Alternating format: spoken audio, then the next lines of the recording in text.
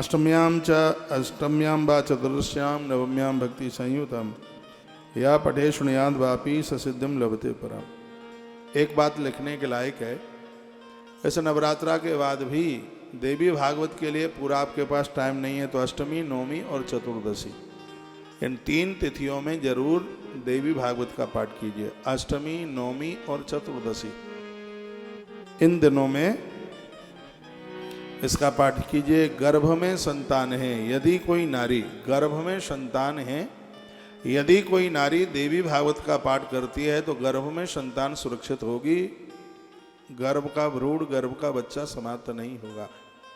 यह प्रमाण है। चतुर्दशी 1 महीने में 2 चतुर्दशी पड़ती हैं और दोनों चतुर्दशी को वो श्रीमद् देवी भागवत का पाठ करे, जिससे गर्भ में संतान सुरक्षित रहेगी।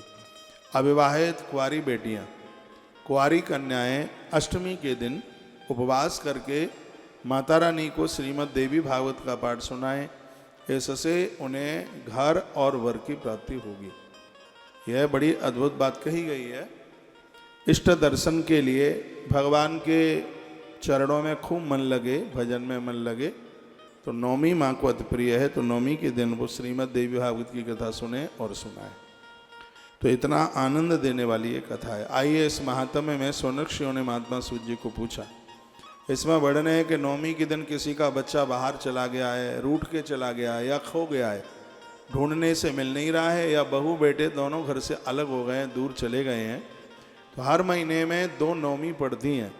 नवमी के दिन यदि देवी भागवत का पाठ किया जाए, कथा सुनी जावे, तो बच्चे रूठ गए हैं, दूर चले गए हैं, आने को तैयार नहीं है, चाहे तो ये समझ लो अपने आप नहीं आ रहे हैं, चाहे समझ लो घरवाली नहीं आने दे रही है।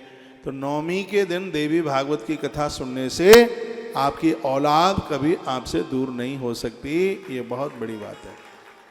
तो अब ये प्रश्न कर दिया सोनक्षियों ने, आप ये बताइए किसी का बच्चा दूर माता पिता से चला गया हो, या खो गया हो, या रूठ के चला गया हो, और किसी ने देवी भागवत की कथा सुनी हो और आप नवमी की महिमा बता रहे हैं, तो क्या ऐसा कुछ है कि खोया हुआ बच्चा वापस आ गया हो? सूजी महाराज ने कहा सोनक्षियों को, हाँ बिल्कुल ऐसा ही हुआ है।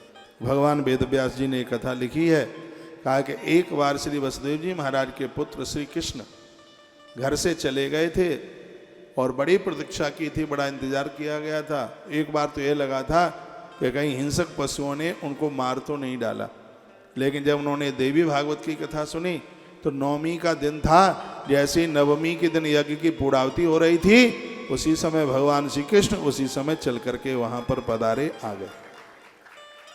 तो सोनक्षियों ने पूछा कि ये कथा हम विस्तार पूर्वक सुनना चाहते हैं, आप कृपा करके इस कथा को थोड़ा विस्तार पूर्वक सुना दें तो आपकी बड़ी कृपा होगी। आइए इस कथानक को सुन लीजिए। देवी भागवत बड़ा अद्भुत ग्रंथ है और हम लोग तो बड़े बड़भागी हैं, भाग्यशाली हैं कि पूरा वर्ष भर एक अनेक ग्रंथ और पुराणों की कथा सुनने का मौका प्राप्त होता रहता है। अब इस महापुराण की कथा का आनंद ले रहे थे, उससे पहले कहीं थे हम मध्य प्रदेश में, तो वहाँ भागवत जी की संक्षिप्त कथा, और अब इसके आगे बगलामुखी साधना। आपको टाइम मिले तो 10 बजे से प्रसारण लाइव टेलीकास्ट लुधियाना से जरूर सुनिएगा।